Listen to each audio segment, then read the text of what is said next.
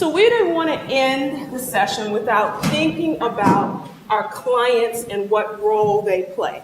A lot of times lawyers get so caught up in what it is that they do, all the decisions and the power that they have in criminal cases, that they don't think about the clients themselves. And I'm sure all of you, like me, have some horror stories about things that I've seen and heard about how clients were treated in the course of their cases. Because remember, they're the ones whose lives and rights are at stake in these criminal cases. So we wanted to take some time, a little bit less than an hour or so, to talk to you about client-centered representation and what it means in forensic science cases, just like in any other case. So I think that what it boils down to is that we have to always keep in mind that our client is at the center of the case. Now, that it means a lot of different things to a lot of different people.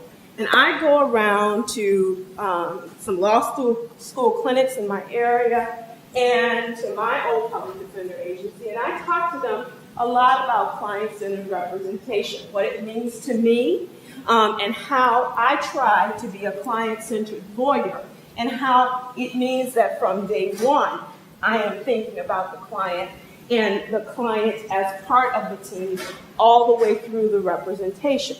But I realize that it means different things to different people, and every lawyer has to kind of come up with their own idea of what client-centered representation is and how they're going to make it a part of their practice in a way that they can handle and in a way that's going to give balance to their lives and is going to enrich their lives. So I want you all to take a moment, first of all, to think about what client-centered representation is to you. And let's hear from you.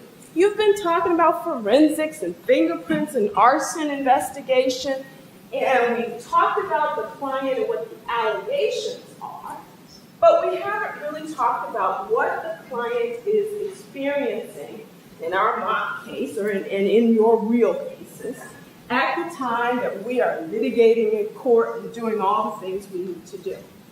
So if you were to define what a client-centered lawyer is, what is a client-centered lawyer? What does it mean to you?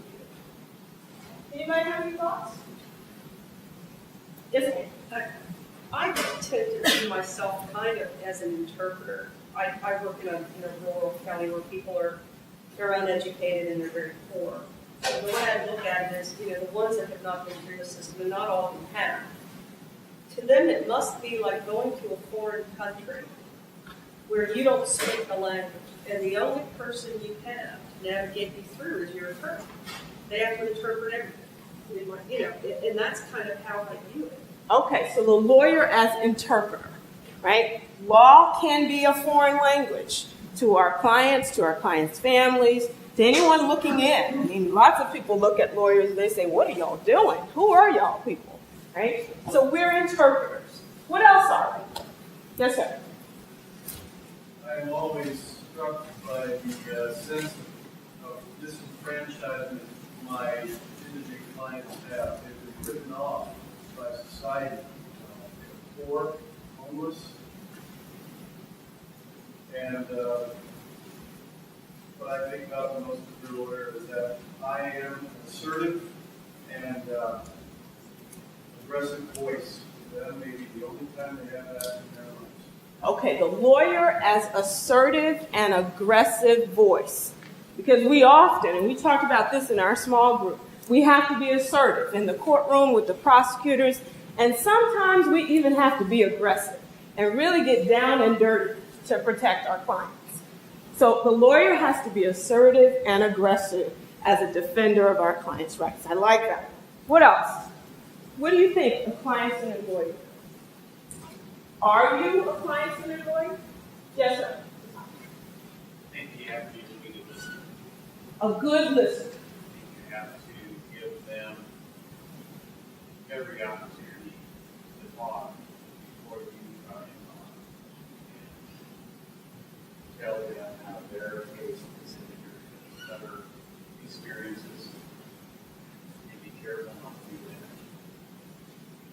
every opportunity to talk. Now, I'm sure everybody's been in this situation where, you got some limited time. Either you're in that cell block or that case is about to be called or whatever, and a client wants to talk about, here's an example, we had this in the clinic.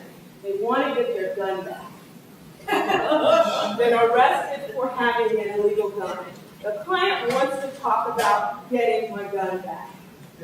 I don't want to talk about that right now, right? But I'm a good listener, so I kind of have to balance something, right? Because if I'm not a good listener, I might shut off that conversation, that communication between the two of us. So a lawyer has to be a good listener while at the same time knowing when to say no, knowing when to say, hold up, let's talk about that at a later time. Anything else? What else does a lawyer have to do? Yes, ma'am. I would say do not assume that your client is either sane or sober. The client may have no idea of the fact that their actions are pathetic due to the consequences that they're facing. I think it's really important, particularly with human clients, to give the background, how the documents really are, and then to make appropriate referrals. If you're not going to be able to use the evaluation or any defense to the client and really make those referrals to the client with some possibility of avoiding being back in those years. So sometimes the client's lawyer is a social worker, right? An educator, a teacher, a doctor, a drug counselor, right? We're many things that we can be social workers. What else? A couple others. Client-centered representation. You take the time to humanize your client. You do what you have to do. You humanize what you have to do that throughout the whole trial. You're the humanizer. Because no one else in the process is there only for the client, right? That is my sole goal. The client's case, the client's rights, the client's wishes, right? I'm the only one that's in that courtroom, that's in that police department, that prosecutor's office, that cares just about the client. Everybody else places the client at some other way in the system. So I have to be the one that's going to protect the client and is going to put the client first. Anything else? Yes. Lucia. Manage clients' expectations. A client lawyer manages the client's expectations. Explain what you mean by that. And I think it touches on some of the other aspects, like knowing if your client has drug issues, mental health issues, or if it's a foreign language, the legal system, the proceedings, etc. Is to, and almost, again, like an interpreter, translator, kind of understand where your client's mind is at and get a feel for that, and then how to simplify and explain, here's what you should expect when we go in today, or here's what the proceedings involved, rather than being dismissive of the client and saying, hey, look, I'm a lawyer, I'm in charge of do what I say, we can actually alienate the client in many ways. Just to come in and say, this is what's going to go on, or I think these are good issues you should explore with this person. Just kind of show them and demonstrate, one, you understand what the issues are, and two, that you're on the side, and three, that you kind of know what they want to do, so that they're not surprised, they're not. Okay, so you have to know what the expectations are that the client has, and then you have to filter those. You have to be a reality check. You have to manage those to show them exactly what reality could be in this situation that we are in together. Okay? Anyone else? Two more. Anybody else? Yes. I see it as a check on my decision making. Okay. If I'm making a strategic decision in the case, I want to ask myself, am I making that decision because of what the client wants? Or am I doing it because I'm afraid the judge is going to yell at me? Or because I want to plead because I don't want to work all weekend and I don't want to have that trial on Monday?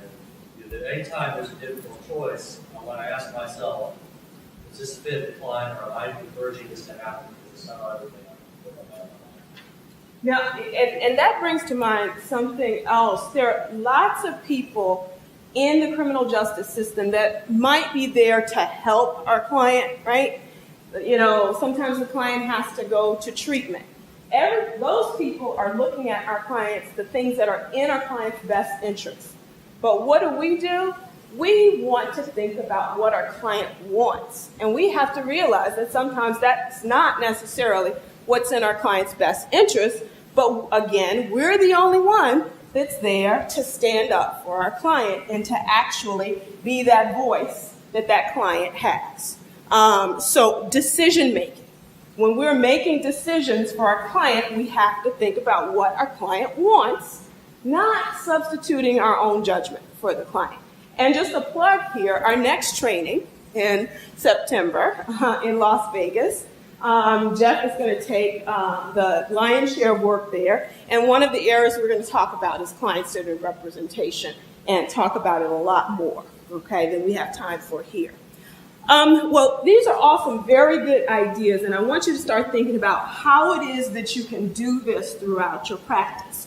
For me, client-centered representation is about cultivating a relationship with my client that is going to help my client to feel empowered, protected, and consulted.